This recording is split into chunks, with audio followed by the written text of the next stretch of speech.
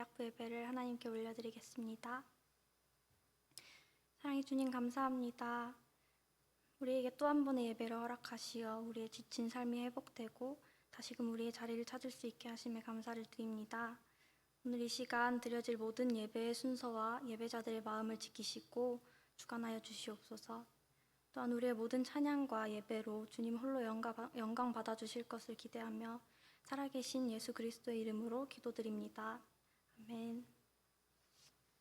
할렐루야. 그루터기 대학부 형제자매 여러분, 예배에 나오신 것을 진심으로 환영하고 축복합니다.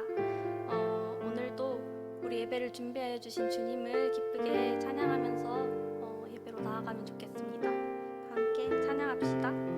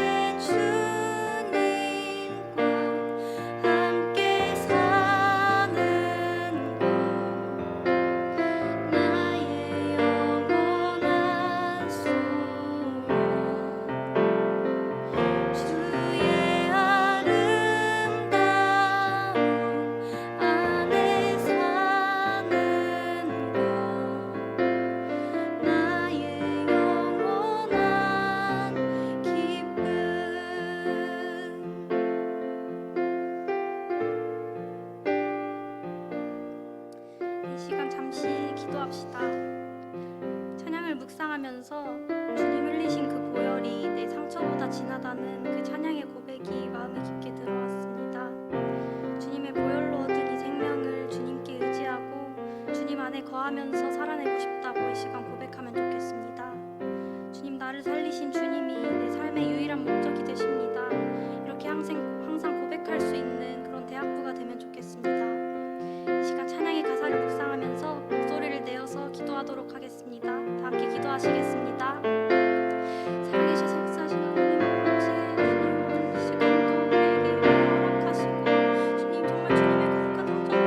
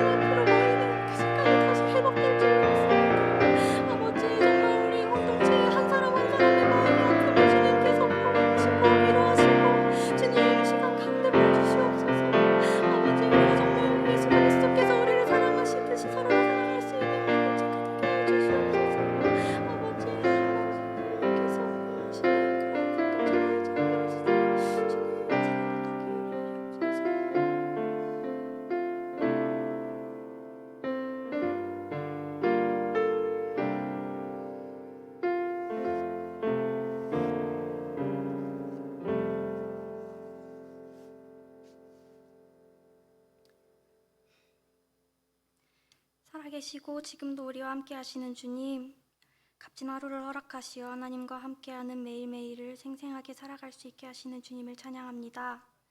오늘도 이렇게 예배할 수 있는 환경을 허락하시고 화면으로나마 모여 앉은 형제자매들의 마음의 예배를 사모하고 기꺼이 하나님 앞으로 나아올 수 있는 마음을 허락하여 주심에 감사드립니다. 날씨가 많이 추워지고 점점 2020년의 후반부를 향해 가고 있음을 느낍니다. 우리 형제자매들 감기와 질병으로부터 보호하시고 항상 건강하고 생기 있는 모습으로 마주할 수 있게 지켜주세요. 주님, 오늘도 주님을 예배하기 위해 나와왔습니다. 주님의 말씀을 놓침없이 받기 위하여 주변 유혹에 흔들리지 아니하고 육체의 연약함에 지지 아니하고 또 주님께 귀 기울일 수 있게 하시기를 원합니다. 이 시간에 예배로 인하여 많은 역사하심의 은혜가 일어날 줄로 믿사오니 주시는 말씀으로 상한 심령이 회복되고 영과 육이 말씀으로 풍성함을 누리고 더불어 우리의 삶의 구석구석이 풍성한 묵상과 기쁨으로 충만하여짐을 허락하여 주세요. 언제나 말씀이 가르치는 사랑으로 하나 되고 모일 수 있는 공동체가 되기를 소원합니다. 나를 향한 그리스도의 사랑처럼 우리의 사랑이 서로를 향하게 드러나게 하여 주세요. 이 시간 말씀 전하실 최림 목사님의 입술과 마음을 주관하여 주시고 말씀을 듣는 모든 형제자매들의 눈과 귀와 마음의 주인 되시어서 말씀이 형제자매들의 마음을 온전히 차지할 수 있게 하여 주세요. 모든 예배를 주님께 맡겨드리우며 살아계신 예수 그리스도의 이름으로 기도드립니다. 아멘.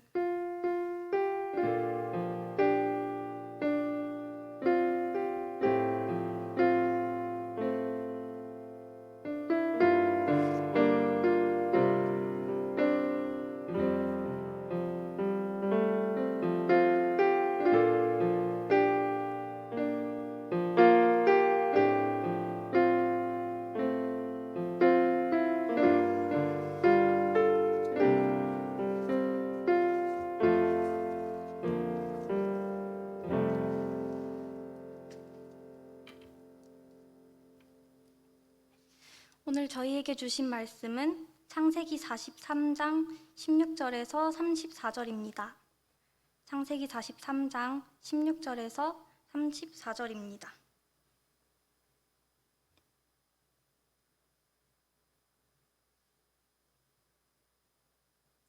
저 한 절 여러분 한 절 교독하시고 마지막 절은 함께 읽도록 하겠습니다.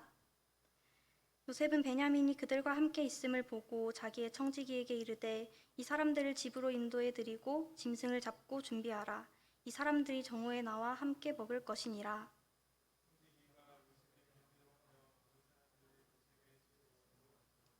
그 사람들이 요셉의 집으로 인도되매 두려워하여 이르되 전번에 우리 자루에 들어있던 돈의 일로 우리가 끌려드는도다. 이는 우리를 억류하고 달려들어 우리를 잡아 노예로 삼고 우리의 나귀를 빼앗으려 함이로다 하고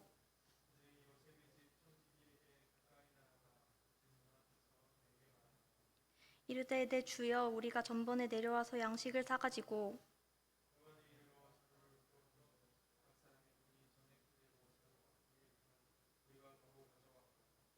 양식 살 다른 돈도 우리가 가지고 내려왔나이다. 우리의 돈을 우리 자루에 넣은 자는 누구인지 우리가 알지 못하나이다.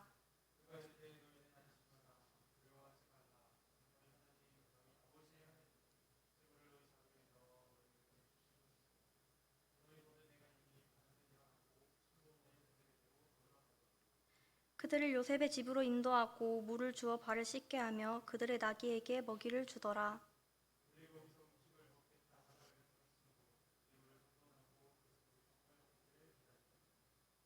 요셉이 집으로 오매 그들이 집으로 들어가서 예물을 그에게 드리고 땅에 엎드려 절하니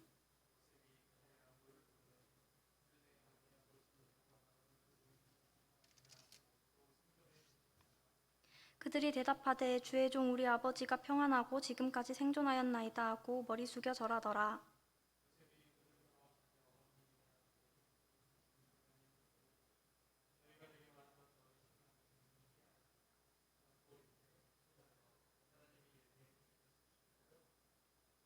요셉이 아우를 사랑하는 마음이 복받쳐 급히 울 곳을 찾아 안방으로 들어가서 울고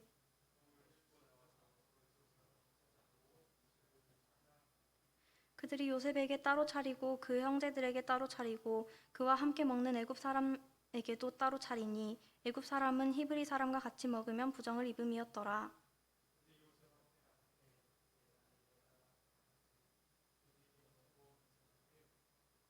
요셉이 자기 음식을 그들에게 주되 베냐민에게는 다른 사람보다 5배나 주매 그들이 마시며 요셉과 함께 즐거워하였더라. 아멘. 체립 강도사님 나오셔서 은혜 계산법이라는 제목으로 말씀 전하실 때 많은 은혜 받으시길 바랍니다.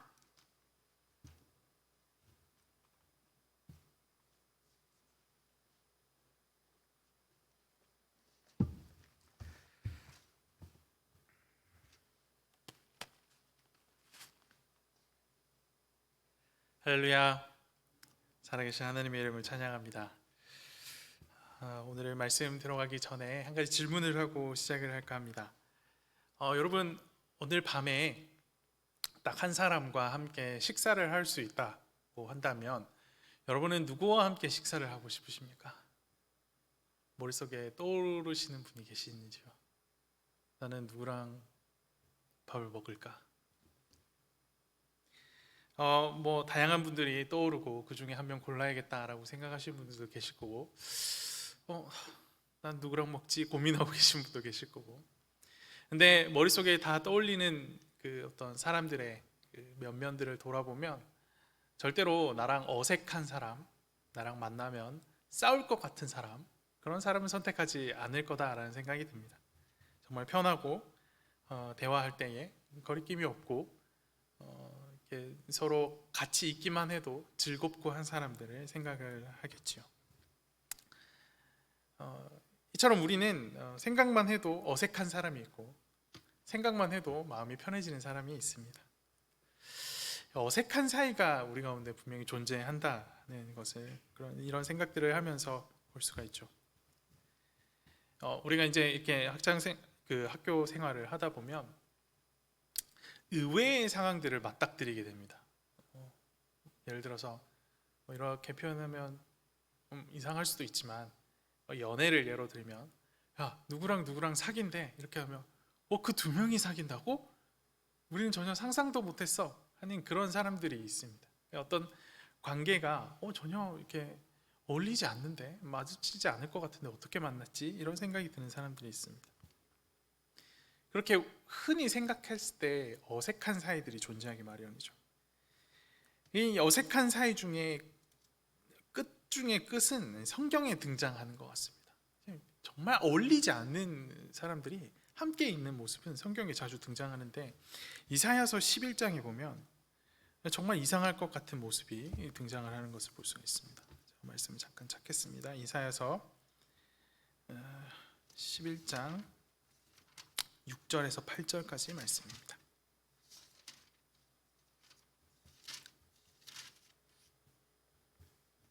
제가 읽어드립니다.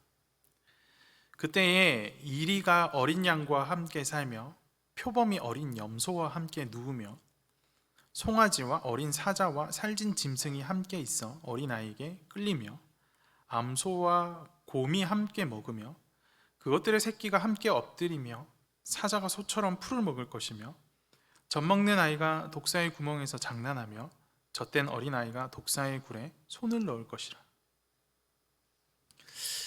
여러분, 우리가 흔히 상상하는 어울리지 않는 것들이 함께 모여서 같이 놀고 있는 모습을 보이고 있습니다. 근데 이 6절 말씀 보면 그때에 라고 시작하고 있고 우리가 읽진 않았지만 9절 말씀을 보면 그때는 하나님을 아는 것이 물이 바다 덮음 같이 충만한 때, 그러니까 하나님의 때가 온 거죠. 모든 사람들이 하나님을 인정하고 하나님이 인정하는 자들만 가득한 때, 결국 마지막 때 하나님이 이 땅 가운데 오셔서 심판하시고 새하늘과 새 땅이 임할 때임을 우리가 이 말씀을 통해서 생각해 볼 수가 있습니다.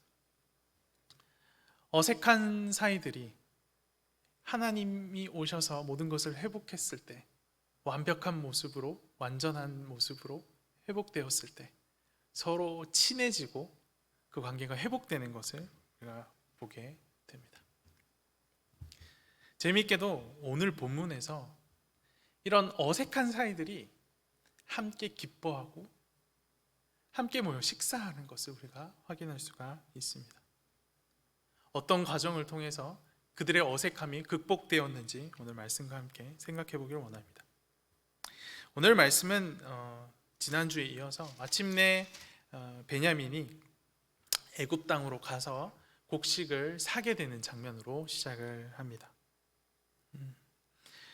마음을 돌이키지 않던 이 야곱이 유다의 간절한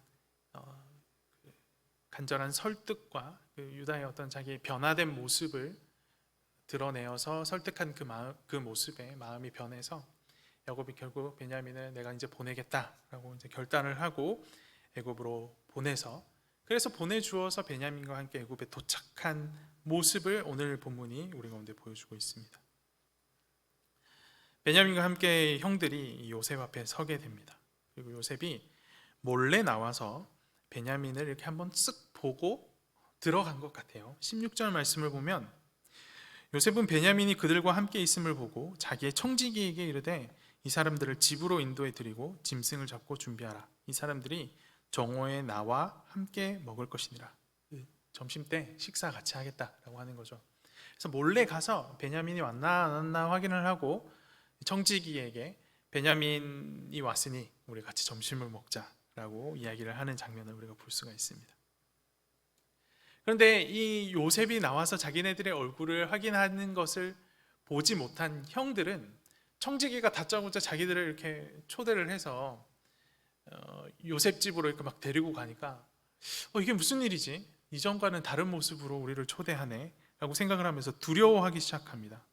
그 두려움의 이유가 뭔고 보니 지난번에 집으로 돌아갈 때에 자기들의 어떤 자루 속에서, 양식 속에서 원래는 요셉에게 다 지불되어져야 할, 그러니까 이집트에 다 주어야 곡식을 받아올 수 있었던 그 값들이 고스란히 다 들어있는 것을 확인하게 됩니다.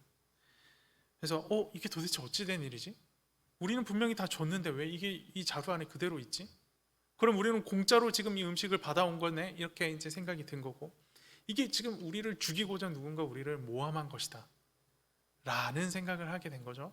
그래서 다시 돌아갈 때, 다시 애굽에 음식을 사러 갈 때 이 돈을 가지고 가서 그때는 오해였다, 우리는 분명히 주고 왔는데 누군가가 실수로 여기 넣은 것 같다 라는 자기네들의 어떤 오해를 풀기 위해서 다시 돈을 가지고 애굽으로 찾아가는 것을 보게 되면 그 내용을 이제 구구절절 이제 변명을 하는 거죠. 우리가 의도한 바가 아니다. 우리는 정직하기 때문에 이걸 다시 들고 왔고 또 추가로 살 그 곡식의 어떤 비용까지 다 들고 왔다.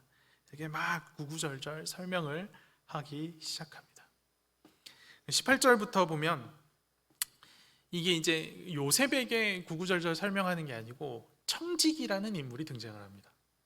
이 청지기는 어떤 인물일지 전혀 감이 오지 않습니다. 분명한 건 제3자라는 거예요. 요셉과 형들이 아닌 제3자의 입장에서 이 청지기가 지금 그들을 지켜보고 있고 그들을 관찰하고 있다는 거예요. 청지기가 이렇게 말을 합니다. 형들이 막 고민을 하고 걱정을 하고 그 우리가 아니다, 우리가 잘못한 게 아니다 라고 막 변명을 했더니 청지기가 23절에 보면 이렇게 이야기를 해요. 그가 이르되 너희는 안심하라, 두려워하지 말라. 너희 하나님 너희 아버지의 재물을 너희 자루에 넣어 너희에게 주신 것이니라. 너희 돈은 내가 이미 받았느니라 하고 시므온을 그들에게로 이끌어내고. 청지기는 제3자고 그리고 애굽 사람이다 보니 애굽에 있는 요셉을 섬기는 사람이니까 애굽 사람일 확률이 높죠. 애굽 사람임에도 불구하고 지금 누구를 고백하고 있냐면 하나님을 고백하고 있어요. 너희의 하나님, 그리고 너희 아버지 하나님, 야곱의 하나님이라는 이야기죠. 야곱의 하나님께서 지금 너희에게 뭘 베풀고 있다라고 말하는 거예요? 은혜를 베풀고 있다는 거예요.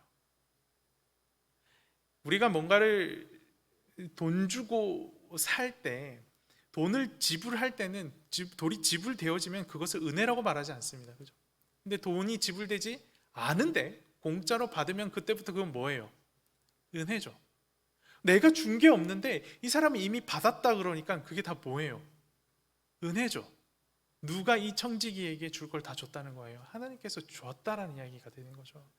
그러니까 지금 이 큰 그림 속에는 뭐가 담겨 있냐면 그림의 큰 배경에 하나님의 은혜라는 배경이 있고 그 은혜의 배경 속에 요셉과 요셉의 형들과 특별히 베냐민까지 지금 함께 있는 모습을 보이고 있습니다. 이렇게 청지기가 그들의 정직함을 확인하여 주고 하나님의 은혜로 너희가 이렇게 공짜로 밥을 먹게 되었다라고 이야기를 하는 것을 우리가 보게 됩니다. 여기까지 내용을 보면 이 스토리 속에서 주되게 드러나는 내용은 정직입니다. 정직.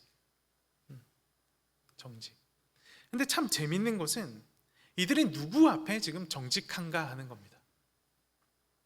형들이 요셉 앞에 정직하기 위해서 자기들이 먹었던 것들, 자기가 가지고 자기 자루 안에 있던 돈들을 다시 들고 왔을까요? 요셉이 신경 쓰여서 요셉한테 오해를 살까봐 그랬을까요? 이거를 명령했던 사람은 누구예요? 야곱이죠. 야곱이 야 너네 혹시 오해받을 수 있으니까 그거까지 다 들고 가. 솔직해야지, 정직해야지라고 자녀들한테 가르친 거잖아요. 야곱은 요셉만 신경 써서 정직했던 것일까요? 우리가 얼핏 이 내용을 읽으면 이 사람들이 요셉을 참 두려워하고 있구나라는 사실을 생각해 볼 수 있는데 사실 더 조금 깊게 생각을 해보면 이 사람들 하나님 앞에 정직하기 위해서 힘쓰고 있다는 사실을 깨닫게 됩니다. 왜냐? 여러분 처음에 이 요셉의 형들이 요셉을 찾아갔을 때, 총리를 만났을 때 그때 당시 베냐민이 있었어요? 없었어요? 베냐민 없었어요. 그리고 요셉이 베냐민의 존재를 모른다라고 형들은 생각하고 있었죠. 한 번도 본 적이 없다라고 생각을 하고 있었어요. 아버지의 존재도 그렇고 우리 중에 아버지도 있고 막내 동생도 있습니다 라고 요셉에게 솔직하게 고백하는 장면을 우리가 보게 됩니다. 그리고 형들은 요셉이 그 사실을 알고 있다는 사실을 까마득하게 몰라요. 요셉이 히브리어를 할 줄 안다는 사실도 몰랐어요. 그죠? 전혀 모르는 상태에서 집으로 돌아옵니다. 요셉이 베냐민 데려오라고 했습니다 라고 야곱에게 솔직하게 이야기하고 야곱은 베냐민 보낼 수 없다라고 계속 갈등하고 하는 모습들을 보이죠. 여기서 우리가 하나 간과하고 있는 것이 있어요. 형들이 요셉을 속이려면 베냐민 얼굴 한 번도 본 적이 없다라는 요셉의 그 어떤 결함을 잘 생각을 해서 대신 다른 사람 데리고 갈 수도 있었던 거예요. 굳이 그렇게 정직해 할 필요가 없었던 거예요. 근데 왜 이들이 정직을 추구할까? 가만 생각해 보니 하나님의 은혜가 이들 가운데 임한다는 사실을 어느 정도 인지하기 시작하고 하나님을 의식하기 시작한 거예요. 지난주에 우리가 말씀을 살펴봤던 것처럼 유다가 하나님 앞에서 경험하고 깊어진 것들, 그래서 유다의 설득으로 인해서 야곱이 하나님 앞에 서게 되는 과정도 우리가 봤어요. 다 뭐예요? 하나님을 주목하게 돼요. 하나님을. 이들이 정직한 것은 하나님을 주목했기 때문에 정직하게 된 것이다 라는 사실을 충분히 생각해 볼 수가 있습니다. 거짓으로 모든 것을 꾸며낼 수 있음에도 그렇게 하지 않았다는 거예요. 요셉도 보세요. 요셉도 형들이 이렇게 딱 찾아왔을 때 가서 너희가 드디어 왔구나, 내 앞에 왔구나 하고 맞이하지 않고 몰래 가서 뭐부터 확인하냐면 베냐민 얼굴부터 확인해요. 무슨 말이에요? 얘네가 정직한가 거짓말하고 있는가 확인한다는 거예요. 정직하다는 것을 보게 된 거죠. 이런 어떤 정직의 모습들이 하나님을 주목함으로 이들이 정직한 모습들을 드러내더라라는 것을 우리가 말씀을 통해서 확인을 하게 됩니다. 그리고 이 정직에 대한 키워드가 끝나자마자 우리가 그동안 궁금해했던 한 인물에 대한 이야기가 나옵니다. 누구예요? 지금 이 수많은 스토리 속에 계속 잊혀져 있던 한 명, 시므온에 대한 이야기가 등장을 해요. 23절에 보면 돈은 내가 이미 받았다라고 하고 그들의 정직이 다 드러나고 난 다음에 시므온을 그들에게로 이끌어내고 약속대로 행해 준 거죠. 너희가 동생 데리고 오면 시므온 내주겠다라고 이야기를 합니다. 그래서 시므온이 돌아옵니다. 시므온이 돌아온 시점, 시므온이 이제 감옥에서 빠져나온 시점이 어느 정도 됐을까? 처음에 기근이 시작되고 보통 이제 당시에 어떤 곡식을 저장하는 어떤 그런 기술들이 뛰어나지 않았음을 생각해 보면 기근이 생기고 얼마 지나지 않아서 이들이 곡식이 다 떨어져서 아마 애국을 찾아갔을 확률이 높습니다. 그러니까 기근이 시작된 지 2년이 된 시점이다라고 우리가 지난주에 말씀을 살펴봤는데 그 2년 지난 시점 정도까지 시점에서 양식을 받고 다시 시몬에게 찾아가기까지 한 곡식을 잘 모아서 먹으면 2년 정도 먹을 수 있다라는 계산이 떨어지게 됩니다. 그들이 기존에 모아놨던 것을 2년 동안 먹고 곡식 떨어져 찾으러 왔으니까 다시 받아간 거 가지고 잘 먹고 2년 버티고 다시 찾아왔음을 우리가 생각할 수 있어요. 그러니까 시몬이 감옥에 한 2년 정도 갇혀 있었다라는 생각을 해볼 수 있는 거죠. 짧은 기간이 아니에요. 짧은 기간. 그리고 형들도 이야기하잖아요. 지난번 말씀에 2번 왔다 갔다 할 수 있는 시간이다. 오랫동안 시므온이 감옥에 있었다는 거예요. 감옥에 있으면서 무슨 생각이 있을까요? 나의 형제들은 나를 잊었는가? 왜 날 찾으러 오지 않지? 이런 생각들을 깊게 했을 겁니다. 그런데 시므온을 풀어주고 시므온을 만났는데 시므온에 관한 이야기가 없어요. 살아 있었느냐, 뭐 반갑게 맞이했다는 말도 없고 그동안 고생했다는 말도 없습니다.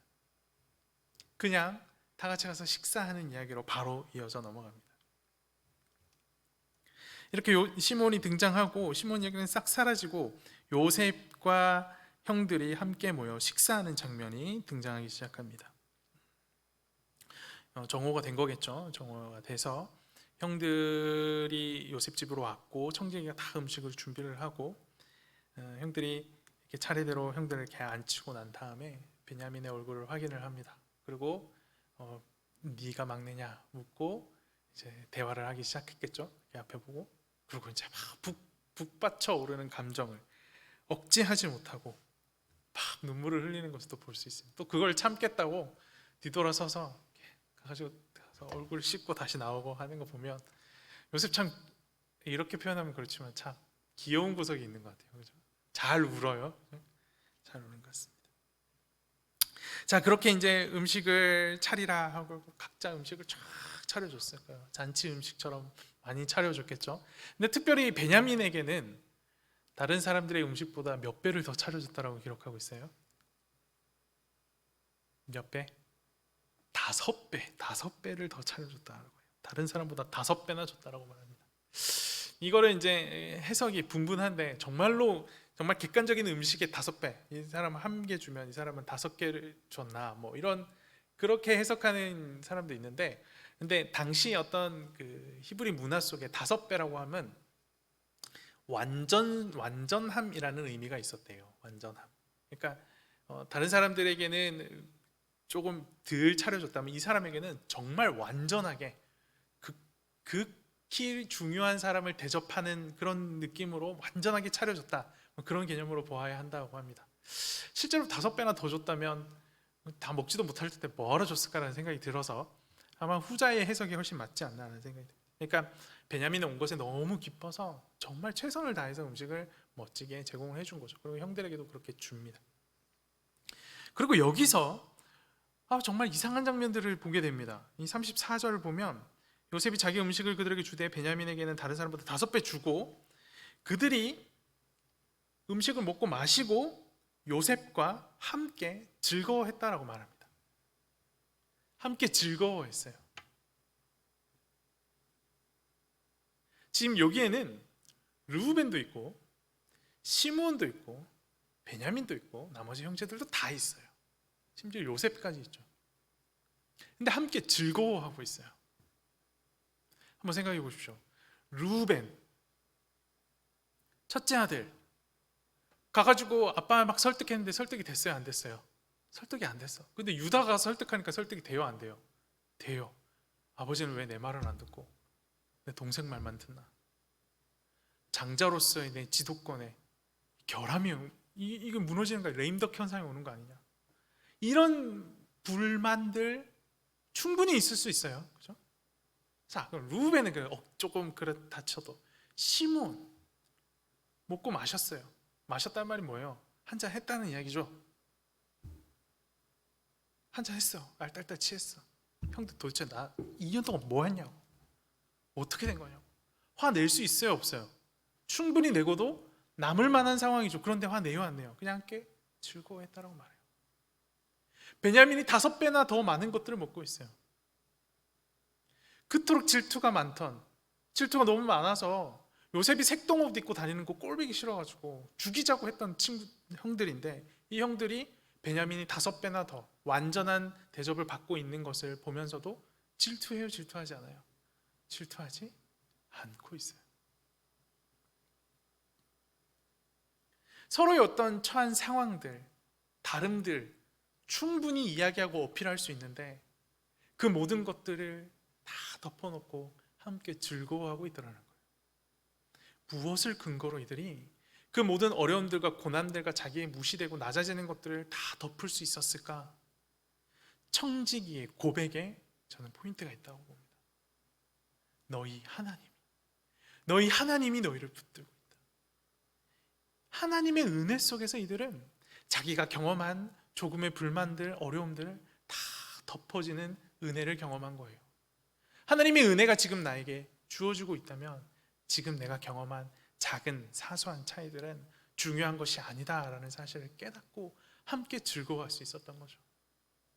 저는 이 함께 즐거워한다, 주님의 은혜 가운데 함께 즐거워한다 라는 이 내용과 함께 우리가 설교 초반에 읽었던 이사야서 11장 9절 말씀이 떠올랐어요. 여호와를 아는 지식이 물이 바다 덮음 같이 가득한 그 시점, 하나님의 은혜가 어떻게 우리 가운데 임하며 그 은혜 가운데 우리가 어떻게 살아갈 것이다 라는 사실을 깨달은 자들이, 그래서 주님 안에서 완벽한 회복을 경험한 자들이 이제는 그 본성까지 거스르고 서로 친구가 됐던 모습, 이사야서 11장 9절 말씀이 우리 가운데 보여주고 있는 거잖아요. 그 모습이, 그 완전한 회복이 요셉과 그 형제들에게 회복되고 있더라는 거예요. 이 얼마나 아름다운 잔치의 모습입니까? 마치 천국에서의 잔치의 모습과 같은 모습이 사실 이곳 가운데 회복되고 있는 겁니다. 이것을 통해서 은혜라는 것이 도대체 무엇일까? 은혜는 도대체 무엇이길래 나의 억울함도 덮고 나의 노력이나 나의 어떤 크고 작음에 상관없이 많이 받고 적게 받고에 상관없이 함께 기뻐할 수 있는 것인가를 생각하게 됩니다.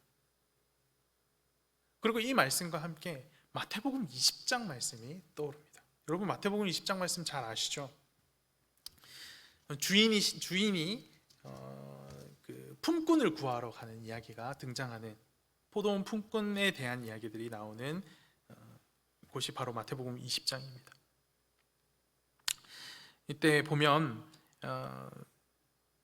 이른 아침에 집 주인이 품꾼을 구하러 인력시장 같은 데 나가죠.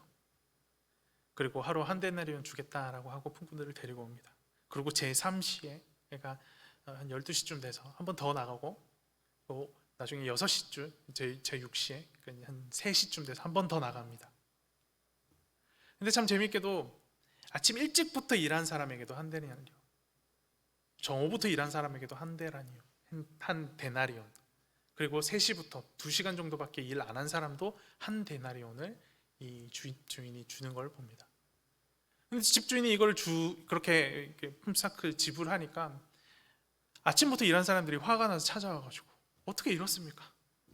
저는 아침부터 일했고 저 사람들 2시간 일했는데 어떻게 똑같은 금액을 받을 수 있습니까? 라고 했는데 하나님께서 뭐라고 대답하시냐, 이 마태복음 20장에 보면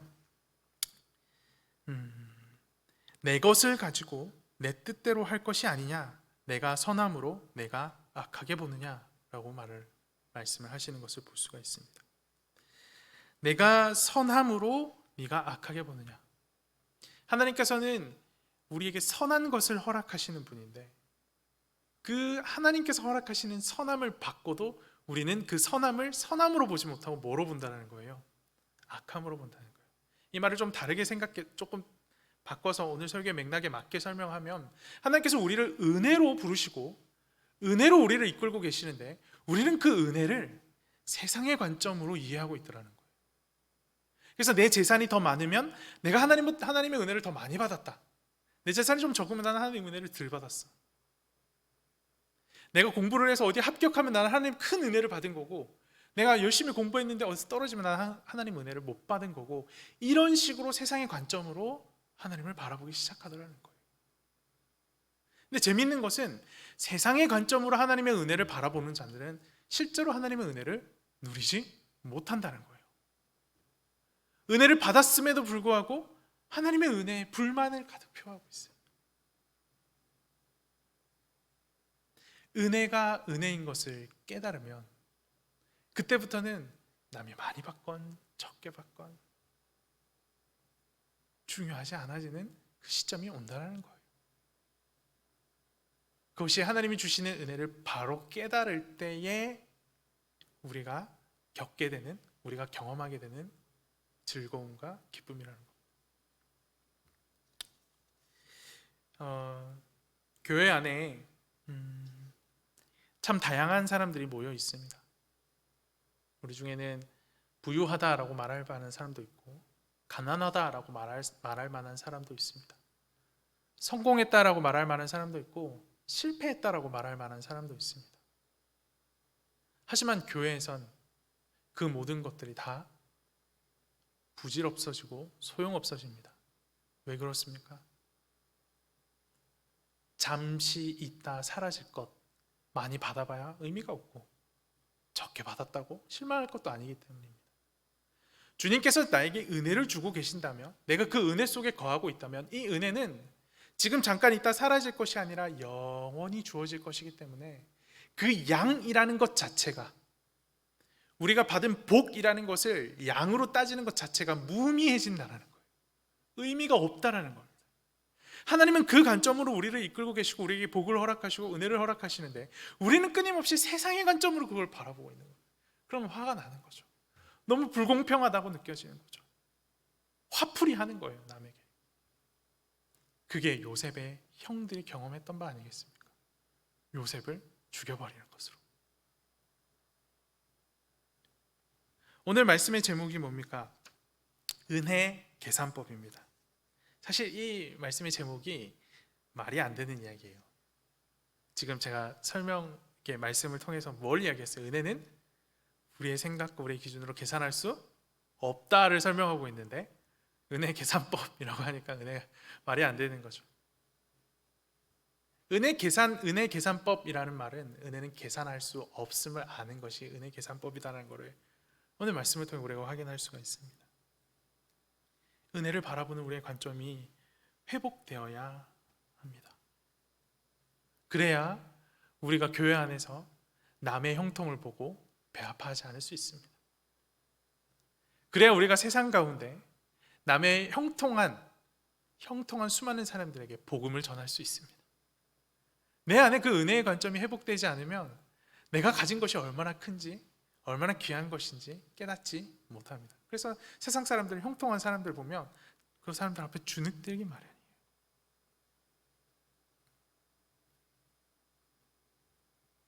은혜라는 것은 우리의 잘함으로 혹은 내가 잘못함으로 그것이 많이 받아진다거나 혹은 반감되어진다거나 하는 것이 아님을 기억합시다.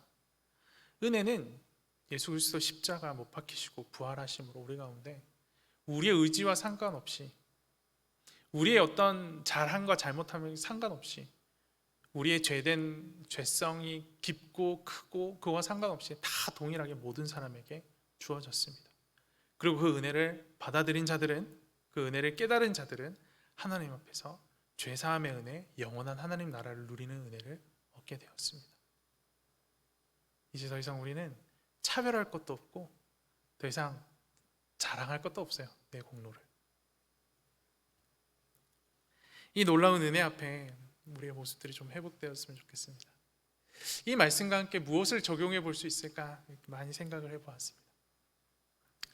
특별히 우리가 대학부 예배로 드리고 있고 대학생 형제 자매들이 학교 가운데 학창 생활을 하면서 제일 많이 갈등하게 되는 내용이 뭘까 생각해 볼 때 결국 이 성적, 취업 이런 것처럼 겉으로 드러나는 문제이겠다라는 생각을 하게 됩니다.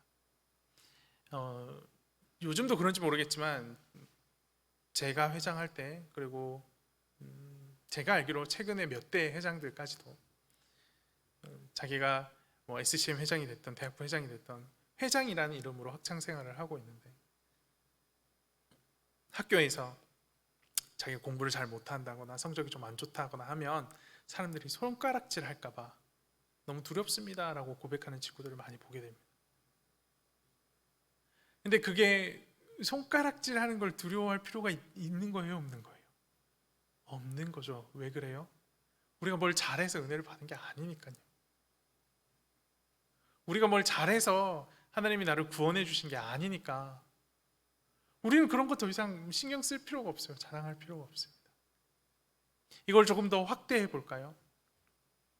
세상 가운데 나아가서 삶을 살아가는데 많은 사람들이 자기의 어떤 죄된 본성들과 잘못한 것들을 숨기려고 듭니다. 그렇죠? 왜 숨기려고 들어요? 이게 드러나면 사람들이 나를 비난하니까. 근데 그리스도의 은혜를 받은 사람들은 이거를 숨기지 않을 용기가 생겨요. 왜 그래요? 하나님께서 내 죄를 용서해 주신다는 사실을 깨달으니까. 그 죄를 직면할 수 있는 힘이 내 안에 생기는 거예요. 그래서 은혜를 받은 사람들은 정직할 수 있어요. 세상 가운데 정직할 수 있습니다. 사람들의 손가락질, 그것이 두렵기보다 하나님 앞에 내가 잘하고 잘못하는 것이 더 두렵기 때문에 하나님 앞에 정직하기 위해서는 당연히 세상 앞에서 정직할 수밖에 없어요. 은혜를 경험한 사람은 더 이상 세상의 기준에 왔다 갔다 하지 않는다는 거예요. 세상의 기준에 왔다 갔다 하지 않는다. 하나님의 기준 앞에 기뻐할 수 있게 된다. 이 사실을 깨닫고 난 다음에 돌아보면 우리가 이제 더 이상 아파하고 슬퍼하는 내용 중에 이런 내용이 없어야 한다는 것을 알 수 있습니다. 뭐냐? 시험 망쳤어요. 저 이번에 장학금 못 받았어요. 저 좋은 데 취업 못하게 됐어요. 남들이 손가락질만 하는 일을 내가 감당하게 됐어요.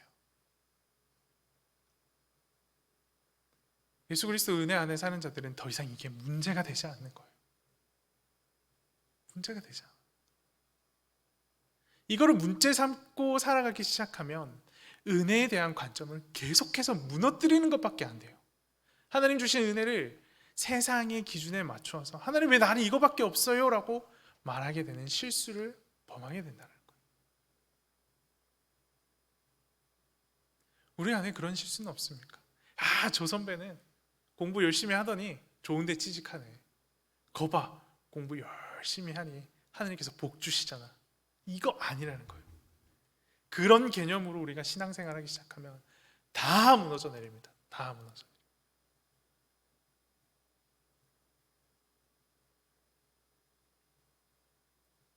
혹시 우리 가운데 그런 세상의 기준으로 하나님이 주시는 복을 바라보고 있지는 않은지 우리의 모습을 돌아봐야 하겠습니다. 그리고 여전히 우리 가운데 그런 모습이 있다면 여전히 남과 나를 나누는 기준들, 하나님의 은혜를 바라보지 못해서 세상의 기준으로 남과 나를 나누고 나는 저 사람과 같지 않다라고 뭔가 나도 모르게 계급과 구분을 짓고 있는 그런 모습들이 보이고 있다면 오늘 말씀 앞에 은혜를 경험한 자들은 나의 억울함, 나의 어떤 잘못된 것들, 나의 실수들 이런 것들을 주목하지 않는구나라는 사실을 기억했으면 좋겠습니다. 그래야 해서 우리 대학부 안에 이런 함께 기뻐하는 모습, 요셉의 형들이 다 각자 어려운 상황, 각자가 억울하고 불평할 것들이 가득함에도 불구하고 하나님 은혜 안에서 함께 기뻐할 수 있었던 그런 모습들이 우리 구루터기 대학부 안에 회복되었으면 좋겠습니다. 안타까울 때가 참 많죠.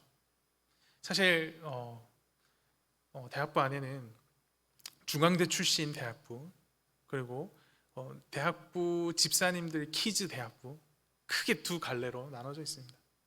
집사님들 자녀들 대학부 같은 경우에는 늘 중앙대 출신 대학부 친구들에게 뭔가 알 수 없는 벽을 느끼고 있고, 또 중앙대 출신 대학부들은 반대로 또 뭔가 알 수 없는 벽들을 경험합니다. 보이지 않는데 뭐라고 특별히 규정할 수 없는데 그런 게 있다라고 벌써 몇 년째 듣고 오고 있습니다. 이런 문제들이 왜 생기는 겁니까? 우리 안에 분열, 우리 안에 나눔은 도대체 무엇을 근거한 나눔입니까? 정말로 하나님의 은혜가 있다면 우리는 그 어떤 상황에도 하나가 될 수 있는 겁니다. 오늘 이 저녁에 은혜로 우리의 삶을 계산해 봅시다. 은혜로 우리 공동체를 계산해 보고 은혜로 우리의 인생을 한번 계산해 봅시다. 정말로 우리가 분열해야 할 이유가 있는지, 정말로 우리가 그 은혜 앞에 기뻐하지 못할 만한 이유가 있는지 돌아봅시다. 그리고 다시금 주께서 허락하시는 그 놀라운 은혜들로 우리를 가득 채워달라고 주께 구하십시다. 그러면 죽을 수밖에 없었던 죄된 나의 모습을 다시 발견하게 될 것이고, 거기서 죄 사함을 얻는 것, 영원한 하나님 나라를 얻는다는 것이 얼마나 큰 은혜인지 깨닫게 될 것입니다. 그 은혜와 함께 기뻐하며 함께 이 땅 가운데 하나님 나라를 이뤄갈 수 있는 하나된 그루터기 대학부가 되기를 간절히 소망합니다. 함께 기도했으면 좋겠습니다. 기도했으면 좋겠습니다. 오늘 말씀 기억하면서 우리 안에 우리를 분열하게 하고 우리를 고민하게 하고 아프게 하고 또 우리 가운데 자격지심이 생기게 하는 수많은 어떤 분열의 역사들, 그 이유와 그 기준과 그 근거가 어디 있는지 좀 돌아봤으면 좋겠습니다. 세상의 기준으로 보면 구분되어지고 나누어질 이유가 수백 가지이지만 주님의 은혜의 기준으로 보면 우리가 하나가 되지 못할 이유는 단 한 가지도 없습니다. 요셉과 요셉의 형들이 그 수많은 억울함들과 각자의 사정에서도 그 모든 것을 뛰어넘고 하나 되어 함께 즐거워할 수 있었던 것처럼 우리 그루터기 대학부 안에도 그런 하나됨과 즐거움의 모습이 회복되기를 소망합니다. 무엇 안에 있을 때, 그리스도 은혜 안에 있을 때 이게 가능합니다. 이 시간 기도할 때 주님 그 은혜 가운데 우리를 푹 잠궈 주십시오. 그리하여서 세상의 기준이 더 이상 우리를 나누지 못하도록 우리를 붙들어 주십시오. 함께 기도함으로 나아가십시다. 기도합시다. 살아계셔서 역사하시는 하나님 아버지 감사합니다. 오늘도 우리 가운데 귀한 은혜를 허락하여 주셔서 하나님 말씀 앞에 서게 하여 주시고, 하나님 아버지 우리의 분열됨, 우리의 나누어짐, 하나님 아버지 세상의 기준으로 말미암아서 세상의 기준대로 하나님 아버지 우리가 서로를 나누고 구분하고 어색한 사이가 되는 그 수많은 것들을 하나님 아버지 우리로 이제 뛰어넘는 길 어디에 있는지 알게 하여 주시면 참으로 감사드립니다. 요셉의 형들이 늘 나누고 질투하고 싸우기 바빴는데 그리스도의 은혜 안에서, 하나님이 허락하시는 은혜 안에서 함께 모여 즐거워하는 모습을 보게 됩니다. 하나님 우리 그루터기 대학부에도 이 놀라운 은혜를 허락하여 주시옵소서. 우리 모든 형제자매들이 그 은혜 가운데 깊게 잠기게 하여 주시고, 하나님 나누어질 이유, 우리가 너랑 나랑 달라라고 구분할 이유를 찾는 것이 아니라 주님 안에서 하나 될 이유를 분명하게 발견하는 은혜가 있도록 인도하여 주시옵소서. 하나 될 이유를 찾게 하시고 더욱더 하나 되어 한 모습으로 이 모든 예배의 순간들이 기쁨의 순간, 축제의 순간들로 변해될 수 있도록 인도하시고 함께하여 주시옵소서. 주님의 회복을 기대합니다. 주께서 주도하셔서 회복하게 하실 것을 기대합니다. 말씀과 같은 회복 인도로 붙들어 주시옵소서.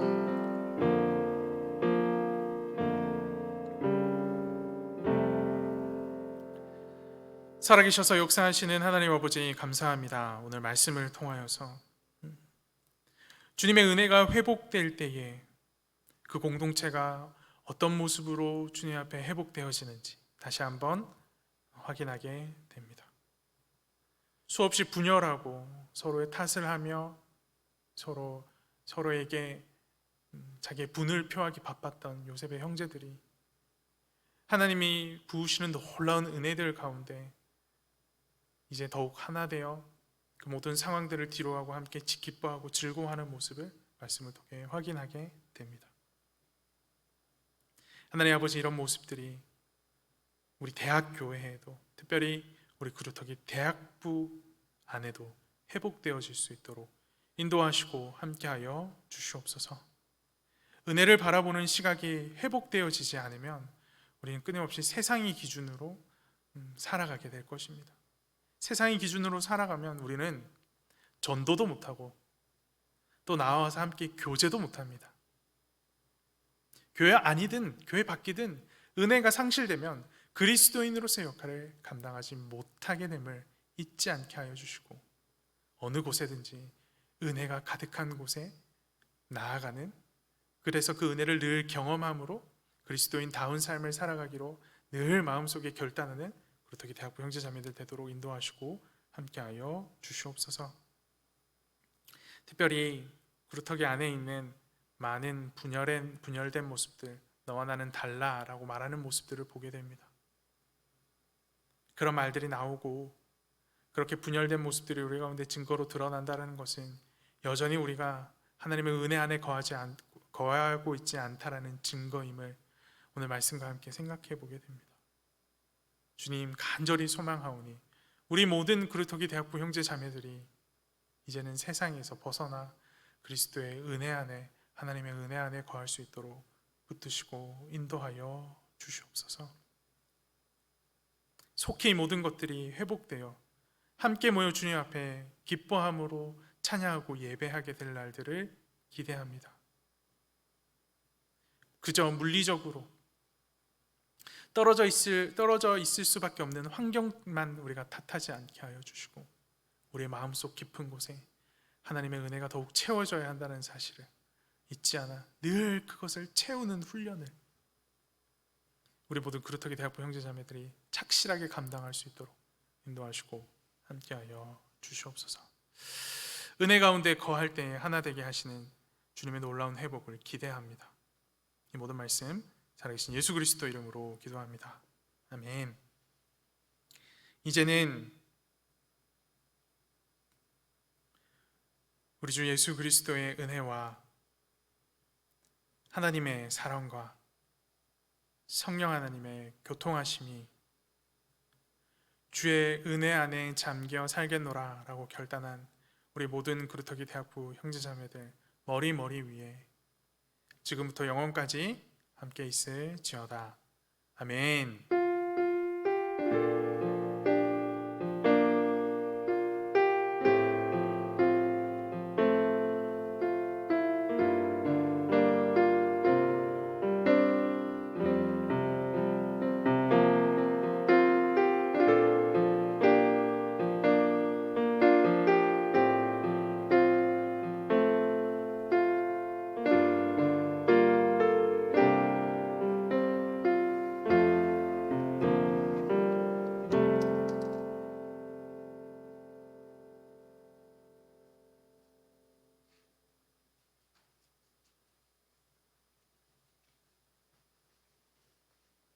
광고 있겠습니다.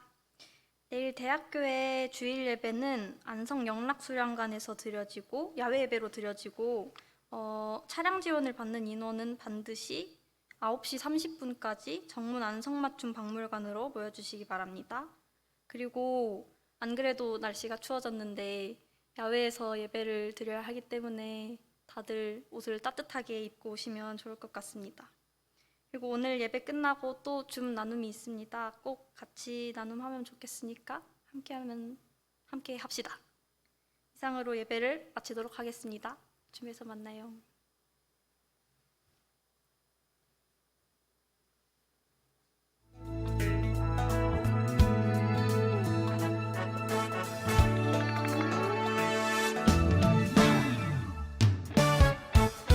우리 서로 다른 모습으로 다른 생각을 하고 다른 추억 속에 살아왔지만 이젠 하나님의 계획 안에 서로가 친구가 되어 같은 추억 속에 함께 이 노래를 부르네. 힘들고 아팠던 그 모든 시간들 다 이기고 이렇게 함께 선 우리들,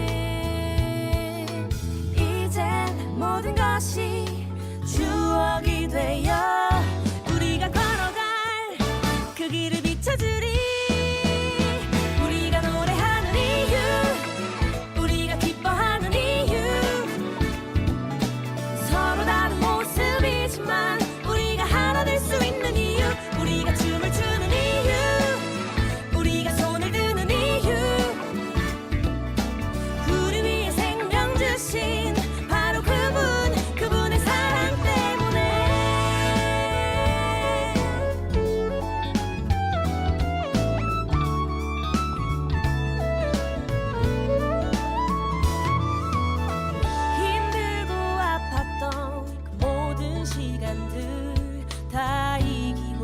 이렇게 함께 선 우리들 크신 하나님의 사랑 안에서 이제는 우리가 서로를 비춰주리 우리가 노래하는 이유 우리가 기뻐하는 이유 서로 다른 모습이지만 우리가 하나 될 수 있는 이유 우리가 춤을 추는 이유 우리가 손을 드는 이유 우리 위해 생명 주신 바로 그분의 사랑 때문에 Sing it out, we praise Him, make the body shaking. Everybody saying, let the Lord be our witness. Praise Him all the time when I be walking to the eye of the storm. 오늘도 기쁨으로 함께 걸어가 그리고 난 내게 모든 기쁨을 주는 주를 찬양하고 싶을 뿐이야. 난 아무것도 할 수 없어 오직 그분의 사랑에 힘입어 오늘도 이런 말을 계속 속삭여줘. 우리가 노래하는 이유